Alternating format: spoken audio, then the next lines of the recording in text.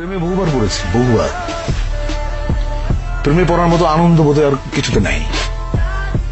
কিন্তু একটা জিনিস মাথায় থাকতে হবে, সেটা হচ্ছে যে কাউকে হার্ট করে, কাউকে বেদনা দিয়ে প্রেমে পড়ার মতো এরকম গঠিত কাজ বোধ পৃথিবীতে নাই। তুমি যখন কাউকে ভালোবাসবে, এক বুক সমুদ্র নিয়ে ভালোবাসতে হবে তোমাকে, এক বুক সমুদ্র নিয়ে। তা না হলে সে প্রেমের কোনো অর্থ মানুষ নিজেই করে। আর কিছু কিছু পরিবর্তন মানুষের জীবনে আসে যেটা সে কখনোই চায় না, কখনোই আশা করে নাই। এরকম অনেক জিনিস ঘটে, সেটা আমার জীবনে বহুবার ঘটেছে। আমি যেটা করতে চেয়েছি সেটা করতে পারিনি। আমি যাকে আঁকড়ে ধরতে চেয়েছি সে আমাকে ফেলে চলে গেছে, বা যাকে আমি স্নেহ দিতে গেছি সে আমাকে ঘৃণা করেছে। ছেলেতে মেয়েতে হবে আমার কোনো কথা নেই। তুমি হয়তো বাড়িতে একটা গাছে পরিচর্যা করো, তার সঙ্গে তোমার প্রেম হতে পারে। বা তুমি একটা কলমটা তোমার পছন্দ, তাই না? ওইটা প্রেম। আমি উদাহরণ দিই তোমাকে। ধরো তোমার একটা কলম আছে, তুমি ট্রাভেল করছো ট্রেনে বা প্লেনে, সেম একটা কলম তুমি যদি আরেকটা লোকের কাছে দেখো, তুমি কিন্তু তার সঙ্গে এক ধরনের ইন্টিমেসি ফিল করবে। প্রেমের ব্যাপারটা অনেকটা এইরকম। প্রেমের মধ্যে কোনো স্বার্থ থাকতে পারবে না, এবং প্রেম মানে একজন আরেকজনকে কেয়ার করবে, তাই না? প্রেমের দুজন মানুষের মধ্যে যে প্রেম, সেই প্রেমের ক্ষেত্রে সবচেয়ে বেশি ছাড় একজন আরেকজনকে দেবে। কম্প্রোমাইজটা থাকতে হবে। হ্যাঁ, কম্প্রোমাইজটা থাকতে হবে, রেসপেক্টটা থাকতে হবে, আর ভালোবাসা তোমার। আমরা কিন্তু মৃত্যুকে ভয় পাই। আপনার কাছে মৃত্যু বিষয়টা কেমন? মৃত্যুর মতো এত স্নিগ্ধ, এত গভীর, সুন্দর আর কিছু নেই। কিন্তু আমি অবশ্যই জানতে চাইবো আপনার কাছে এর ব্যাখ্যাটা কি, আপনি কিভাবে বুঝলেন এটা এত স্নিগ্ধ?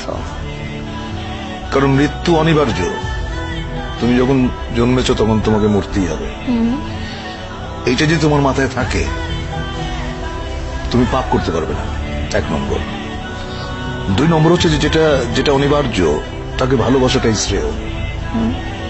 তাকে যদি ভয় পাও, সেটা এক ধরনের কি বলবো, এক ধরনের মূর্খতা। কারণ তুমি জ্ঞানী,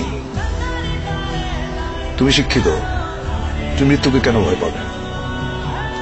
মৃত্যুকে আলিঙ্গন করো, গ্রহণ করো, বরণ করে নাও, তাহলে দেখবে জীবন অনেক সুন্দর। যখন খুব কাছের কেউ সেই মানে সবচেয়ে বড় সত্যর মুখোমুখি হয়, তখন আপনার অনুভূতিটা কেমন হয়? দেখো, একটা মানুষ যখন তার সময়ের আগে চলে যায় তখন কষ্ট পাই। বিধাতার এইসব জিনিস আমার কাছে রহস্যমান নয়। উনি কেন একটা মানুষকে তার সময়ের আগে নিয়ে যান, এর কোনো যৌক্তিক কারণ আমি খুঁজে পাই না। কিন্তু একটা মানুষ যখন সঠিক সময়ে মৃত্যুবরণ করে, আমি আন্দোলিত হই। আমি যে খুশি হই বা উৎফুল্ল হই তা না, আমি সেটাকে শ্রদ্ধার সঙ্গে দেখি, এবং সেটাই সম্ভবত বাঞ্ছনীয়। এমন তো হয় যে একজন মানুষ 80 বছর হলেও সে তরুণ, তো সেই মানুষের জন্য সঠিক সময় তাহলে কি আবার 25 বৃদ্ধ হয়ে যায়? না, দেখো, মানুষ কখনো বৃদ্ধ হয় না। মানুষ তার মনে মনে সারা জীবনে 28 বছরে থাকে। 28 এর পরে আর তার মানসিক বার্ধক্য আসে না। তার মানে কি আজকে এই মুহূর্তে আপনাকে যদি আমি প্রশ্ন করি, তরুণ, আচ্ছা, কি মনে হয় যে এই যে একটা ফেজ মানুষের লাইফের চেঞ্জেস গুলো, পরিবর্তন গুলো মানুষ যেগুলো পায় তার জীবনে, তার থেকে আপনি কি কি শিখতে পেরেছেন, আপনি কি কি নিয়েছেন? দেখো, এই পরিবর্তনগুলো যেভাবে হয় সেটা হচ্ছে যে কিছু কিছু পরিবর্তন মানুষ নিজেই করে, আর কিছু কিছু পরিবর্তন মানুষের জীবনে আসে যেটা সে কখনোই চায় না, কখনোই আশা করে নাই। এরকম অনেক জিনিস ঘটে, সেটা আমার জীবনে বহুবার ঘটেছে। আমি যেটা করতে চেয়েছি সেটা করতে পারিনি। আমি যাকে আঁকড়ে ধরতে চেয়েছি সে আমাকে ফেলে চলে গেছে, বা যাকে আমি স্নেহ দিতে গেছি সে আমাকে ঘৃণা করেছে। এইটা এইটা তো তুমি আমার মেয়ের বয়সী, একসময় তুমি আমার মতো বয়সে আসবে, তখন তুমি বুঝবে আমি এখন তোমাকে কি কথা বললাম। অনেক আগে বইয়ে পড়েছিলাম যে মানুষ আশায় বাঁচে, মানুষের বেঁচে থাকার জন্য একটা মুগ্ধ করার কোনো বিষয় থাকে। তো এই মুহূর্তে আপনার বেঁচে থাকার জন্য আপনাকে কোন বিষয়টা মুগ্ধ করছে? দুরাশা কিন্তু ভালো জিনিস না। দুরাশা বলতে আমি বলছি এইটা যে তুমি এমন কিছু আশা করবে না যেটা তোমার নাগালের বাইরে। তোমার নাগালের বাইরে যেটা, সেটা যখনই তুমি আশা করবে সেটা দুরাশা।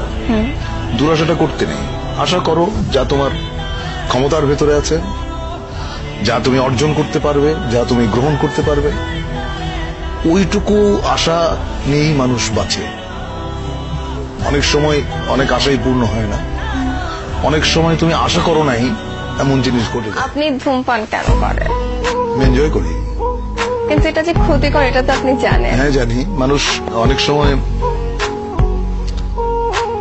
ক্ষতি জেনেও তো করে, অনেক কাজ করে না। সেটা কখন করে মানুষ আপনার মনে হয়? কিছু কিছু জিনিস মানুষ ভালোবাসে। হ্যাঁ, যেমন ধরো তুমি যে কানে যেটা পড়ে আছো এত বড়, তুমি পছন্দ করো বলে এটা পড়ে আছো, কিন্তু এটা যে কানটাকে টেনে তোমাকে অস্বস্তি দিচ্ছে, ওইটুকু যন্ত্রণা তুমি কিন্তু সহ্য করছো। তো ধূমপানটাও অনেকটা ওই রকম।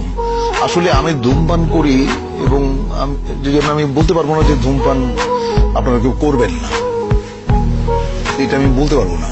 আমি যেদিন ধূমপান ছেড়ে দেবো সেদিন হয়তো সবাইকে বলবো যে ভাই ধূমপান করবেন না, এটা স্বাস্থ্যের জন্য, স্বাস্থ্যের পক্ষে ক্ষতিকর।